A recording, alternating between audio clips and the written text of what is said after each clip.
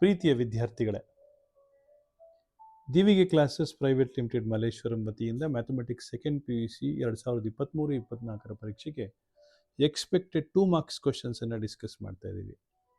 Find the intervals in which function F is given by 2x² - 3x is increasing and decreasing ಅಂತೇಳಿ.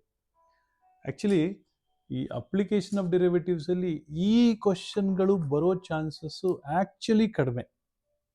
ನಾನು ಕೇಳೋದಿದ್ರೆ ಇದಕ್ಕೆ 2 star ಕೊಡುವಂಥದ್ದು, ಆದರೂ ಬಂದರೂ ಬಂದ್ಬಿಡ್ಬೋದು. ಅದಕ್ಕೆ 2 ಸಿಂಪಲ್ ಕ್ವಶನ್ ತೊಗೊಂಡಿದ್ದೀನಿ ಅಷ್ಟೆ. ಎಫ್ ಆಫ್ ಎಕ್ಸ್ ಗೊತ್ತಿದೆ, ಎಫ್ ಡ್ಯಾಶ್ ಆಫ್ ಎಕ್ಸ್ ಕಂಡುಹಿಡಿರಿ. ಎಫ್ ಡ್ಯಾಶ್ ಆಫ್ ಎಕ್ಸ್ ಏನಾಯಿತು? 4x - 3 ಆಯಿತು. ಸೊ ಎಲ್ಲಿ F dash of X positive ಆಗುತ್ತೆ? See, let F dash of X is positive. F dash of X positive ಅಂತ ಹೇಳಿದ್ರೆ 4x - 3 positive. 4x - 3 positive ಅಂತ ಹೇಳಿದ್ರೆ 4x is greater than 3. 4x is greater than 3 ಅಂದರೆ x is greater than 3/4. For increasing function, right, f dash of x is positive.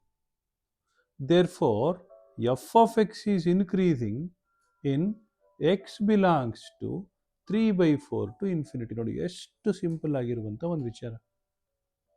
F dash of X ತಗೊಳ್ಳಿ, ಅದು ಎಲ್ಲಿ increasing ಅಂತ ಹೇಳಿದ್ರೆ ಯಾವಾಗ positive ಆಗಿರುತ್ತೆ ಅಲ್ಲೆಲ್ಲ ಇನ್ಕ್ರೀಸಿಂಗ್. ಅದೇ for decreasing function F dash of X is negative. ಅಂದರೆ 3/4 ಇಂದ ಇನ್ಫಿನಿಟಿ ತನಕ ಇನ್ಕ್ರೀಸಿಂಗ್ ಆದರೆ, right, so decreasing function F dash of X is negative. Therefore F of X is decreasing in X belongs to -∞ to 3/4. ಅಷ್ಟೇ ಅಲ್ವಾ? ನೋಡಿ, ಇದು note ಮಾಡ್ಕೊಳ್ಳಿ. ಮುಂದಿನ ಕ್ವಶನ್ಗೆ ಹೋಗೋಣ.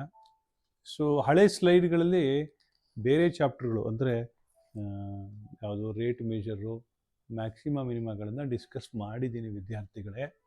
ನೋಡಿ, ಈಗ ಅದರದ್ದು ಮುಂದುವರೆದ ಇನ್ನೊಂದು ಕ್ವಶನು. ಆದರೆ ನೋಡಿ, ಈ ಹಳೆ ಕ್ವಶನನ್ನು ನಾನು 16 ಅಂತ ಮೆನ್ಷನ್ ಮಾಡಿದ್ದೆ. ದಿಸ್ ವಾಸ್ 16 ಅಂತಿತ್ತು, ಹೌದಲ್ವಾ? 16th question. ಇದು ಆ್ಯಕ್ಚುಲಿ 17th ಅಂತ ಪ್ರಿಂಟ್ ಆಗಬೇಕಾಗಿತ್ತು, 10 ಅಂತ ಆಗಿಬಿಟ್ಟಿದೆ. ಅದಕ್ಕೆ ಅದನ್ನು 16 ಅಂತಲೇ ಕನ್ಸಿಡರ್ ಮಾಡ್ಕೊಂಡಿದ್ದೀನಿ ವಿದ್ಯಾರ್ಥಿಗಳೇ, right. So this is also 16th. So f of x is x² - 4x + 6 where the function is increasing. ನೀವೇ ಮಾಡ್ತೀರಿ ಇವಾಗ.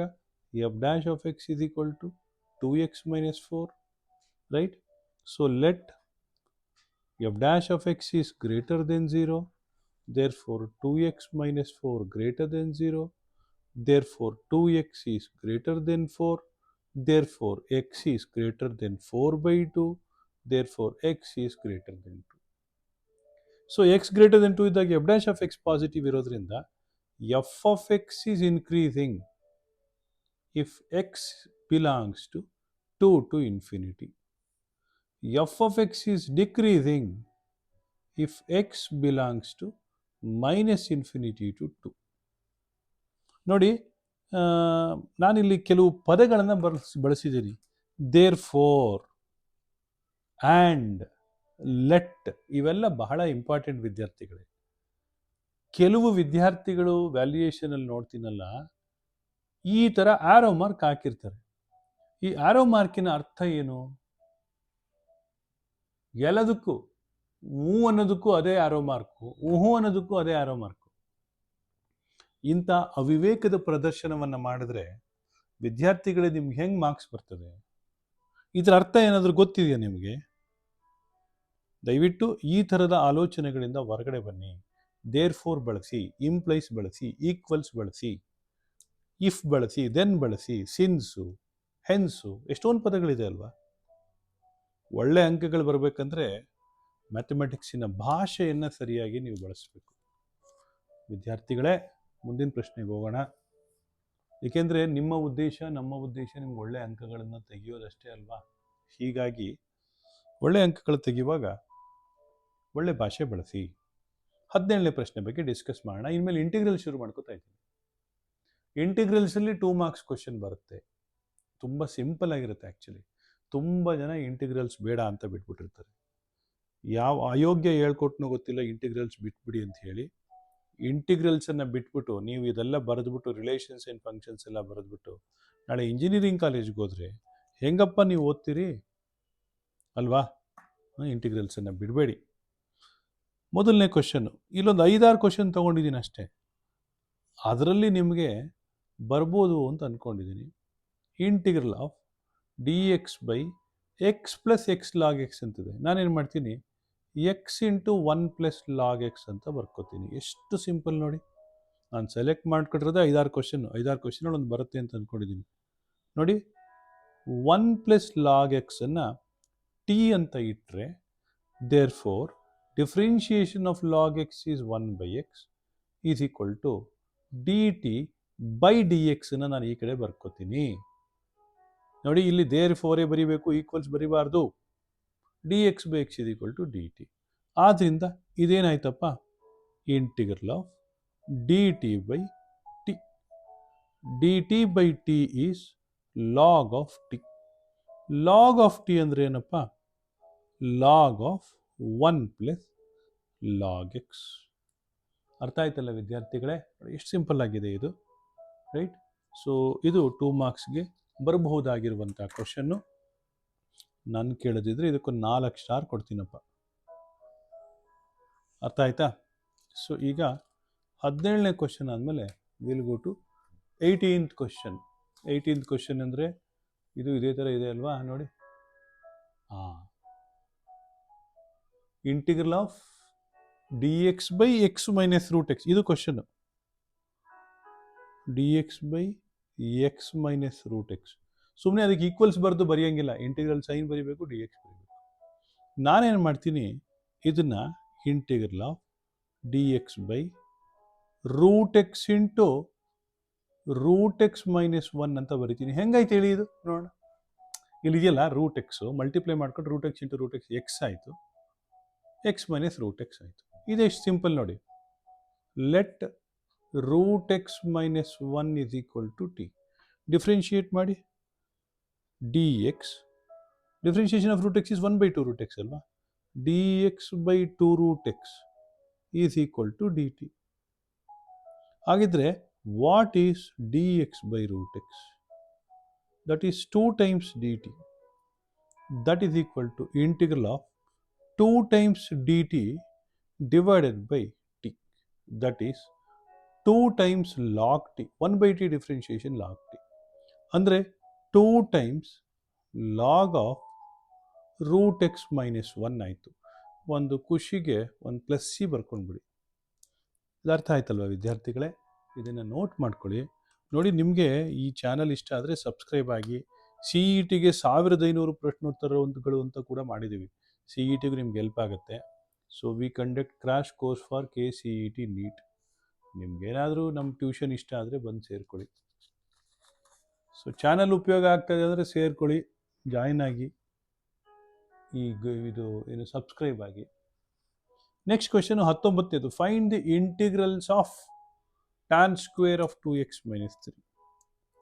ನೋಡಿ, tan square of 2x minus 3 is equal to second square of 2x minus 3 minus 1, right? That is equal to integral of second square X ಅಂದರೆ tan X. ಹೌದಾ? Tan of 2x minus 3 divided by 2 minus integration of X 1 is X plus C. ಹೀಗೆ ಬರೆದ್ರೆ ನಿಮ್ಗೇನು marks ಬರುತ್ತೆ ಗೊತ್ತಾ? 0 ಕೊಡ್ತೀವಿ. ಯಾಕೆ? ಇದೆಲ್ಲ ಕರೆಕ್ಟೇ ಅಲ್ವಾ? ಎಲ್ಲಿ ತಪ್ಪು ಮಾಡ್ತಾ ಇದ್ದೀರಿ? ಇಂಟಿಗ್ರೇಷನ್ ಸೈನೇ ಹಾಕಿಲ್ವಲ್ಲ ಗುರು. ಇಂಟಿಗ್ರೇಷನ್ ಸೈನ್ ಹಾಕದೆ ಹೋದರೆ ಡಿ ಎಕ್ಸ್ ಹಾಕ್ತಾ ಇದ್ರೆ ಯಾರು ಮಾರ್ಕ್ಸ್ ಕೊಡ್ತಾರೆ ನಿಮಗೆ? Integration of tan square of 2x minus 3 dx is equal to integration of second square of 2x minus 3 1 into dx. ಇವಾಗ ಸರಿ ಅರ್ಥ ಆಯ್ತಾ? ಸೆಕೆಂಡ್ ಸ್ಕ್ವೇರ್ ಆಫ್ 2x ಯಾಕೆ tan of 2x minus 3 by 2 ಬಂತು? ಯಾಕೆಂದರೆ ಕೋಎಫಿಷಿಯಂಟ್ ಆಫ್ ಎಕ್ಸ್ ಏನಿದೆ ಅದರಿಂದ ನಾವು ಡಿವೈಡ್ ಮಾಡಬೇಕಲ್ವಾ?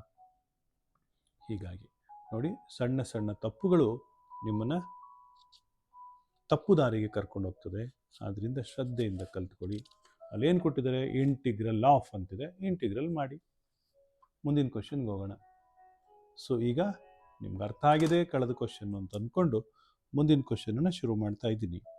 ಸೊ ನೋಡೋಕ್ಕೆ ಮುಂಚೆನೇ ನಾನೇನು ಬರಿತಾ ಇದ್ದೀನಿ, 1/cos² ಇತ್ತಲ್ಲ, ಅದನ್ನು sec² x dx ಅಂತ ಬರ್ಕೊಂಡು 1 - tan x whole² ಅಂತ ಬರ್ಕೊಂಡೆ. ನೋಡಿ ಎಷ್ಟು ಚೆನ್ನಾಗಿದೆ ಈ ಕ್ವಶನ್ ಅಲ್ವಾ. ಸೊ ಈ tan xಗೂ sec² xಗೂ ಬಹಳ ಒಳ್ಳೆ ರಿಲೇಷನ್ ಇದೆ. tan x = t, ಆದ್ದರಿಂದ therefore sec² x into dx = dt, integral of dt ಆಯಿತಾ, ಡಿವೈಡೆಡ್ ಬೈ 1 - t whole². ಹೌದಾ, 1 - t whole². ಇವಾಗ 1 - t whole² ಇದೆಯಲ್ಲ, ಅದನ್ನ ಹೆಂಗೆ ಇಂಟಿಗ್ರೇಟ್ ಮಾಡ್ತೀರಿ? 1/x² ಇದ್ರೆ ಏನು ಮಾಡ್ತಾ ಇದ್ರಿ? -1/x ಅಂತ ಬರಿತಾ ಇದ್ರಿ. -1/1 - t ಅಂತಲೇ ಬರೀರಿ. ಆದರೆ ಕೋಎಫಿಷಿಯಂಟ್ ಆಫ್ ಟಿ ಏನು? -1, ಆದರೆ ಇದೆ +1 ಆಯಿತು. ಬಟ್ ಇದೇನು ಆನ್ಸರು? ಇಲ್ಲ ಸರ್, 1/1 - tan x. ಅರ್ಥ ಆಯ್ತಾ ವಿದ್ಯಾರ್ಥಿಗಳೇ? 1/1 - tan x. ಬೇಕಾದ್ರೆ ಇದನ್ನು ಸಿಂಪ್ಲಿಫೈ ಮಾಡ್ಕೋಬೋದು, sin x/cos x ಅಂತ ಬರ್ಕೊಂಡು.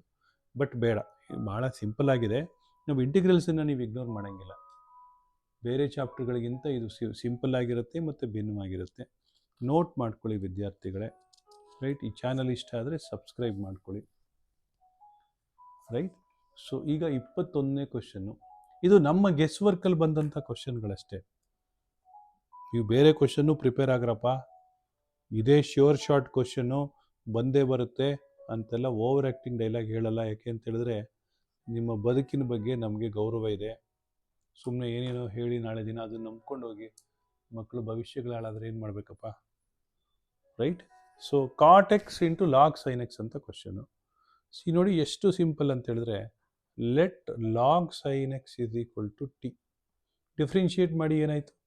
1/sin x, differentiation of sin x ಏನು? cos x = dt. ದೇರ್ಫೋರ್ ಬರೀರಲಿ dt/dx ಈ ಕಡೆ ಬರ್ಕೋತೀನಿ. Therefore cot x dx = dt. ಅಂದರೆ ಈ cot x dx dt ಆಯಿತು ಅಂತಂದರೆ log sin x ಏನು? t. What is integration of t? t²/2. t ಅಂದ್ರೇನು? log sin x whole² plus C. ಎಕ್ಸೈಟ್ಮೆಂಟಲ್ಲಿ log sin x whole² 2 log sin x ಅಂತೆಲ್ಲ ಬರೆದ್ಬಿಟ್ಟಿರಿ. ಹಂಗೆಲ್ಲ ಬರಿಬೇಡಿ, ಆಯಿತಾ? ಸೊ ಬಹುಶಃ ನಿಮಗಿದು ಅರ್ಥ ಆಗಿದೆ ಅಂತ ಅಂದ್ಕೊಂಡಿದ್ದೀನಿ. ಈ ಸ್ಟಾರ್ಗಳು ಕೊಡೋದೇ ಬಿಟ್ಬಿಟ್ಟಿದ್ದೀನಿ ನೋಡಿ, ಇವಾಗ ಕೊಡ್ತಾ ಇದ್ದೀನಿ ಇದಕ್ಕೆ. ಇದು ಬಹುಶಃ ಈ ವರ್ಷ ಎಕ್ಸಾಮಿಗೆ ಬಂದಿರುತ್ತೇನೋ, ಬರ್ಕೊಂಡ್ಬಿಡಿ, ಆಯಿತಾ? ಆದರೆ ನಾವು ಯಾವ ಭವಿಷ್ಯಗಳನ್ನು ಹೇಳ್ತಾ ಇಲ್ಲ ವಿದ್ಯಾರ್ಥಿಗಳೇ. ಇದ್ರ ಜೊತೆಗೆ ಎಲ್ಲನೂ ಓದಿ ಬಂತಿದ್ದರೆ ಸಂತೋಷವಾಗಿ ಒಂದು ಮೆಸೇಜ್ ಹಾಕಿ, ಸಾರ್ ಬಂತು ಅಂತ ಹೇಳಿ. ಬರದೇ ಹೋದರೆ ನಮ್ಮನ್ನು ಬೈಬೇಡ್ರಪ್ಪ, ಆಯಿತಾ? ಒಳ್ಳೆಯದಾಗಲಿ ವಿದ್ಯಾರ್ಥಿಗಳೇ. ಮುಂದಿನ ಕ್ವಶನ್ಗಳನ್ನು ಡಿಸ್ಕಸ್ ಮಾಡೋಣ. ಸೊ ಇಂಟಿಗ್ರಲ್ ಕ್ಯಾಲ್ಕುಲಸಲ್ಲಿ ಈ ಒಂದು ಟೈಪಲ್ಲಿ ಇಷ್ಟು ನಮ್ಮ ಗೆಸ್ ವರ್ಕು. ಒಳ್ಳೆಯದಾಗಲಿ ವಿದ್ಯಾರ್ಥಿಗಳೇ, ಆಯಿತಾ? ಆಮೇಲೆ ನಿಮಗೆ ಏನಾದರೂ ಟ್ಯೂಷನ್ಗಳು ಬೇಕು KCETಗೆ ಅಂದರೆ ಬನ್ನಿ, ಇಲ್ಲಿ ನಾವು ವಿದ್ಯಾರ್ಥಿಗಳ ಪಕ್ಕದಲ್ಲೇ ಕುಳಿತು ಅವರಿಗೆ ಅರ್ಥವಾಗುವ ರೀತಿಯಲ್ಲಿ ಅವರ ಮನಸ್ಥಿತಿಯನ್ನು ಅರ್ಥ ಮಾಡಿಕೊಂಡು ಪಾಠ ಮಾಡ್ತೀವಿ. CETಗೆ ನಮ್ಮದೇ ಕೈ ಬರಹದ ನೋಟ್ಸನ್ನು ಕೊಡ್ತೀವಿ. ಒಳ್ಳೆಯದಾಗಲಿ. Thank you.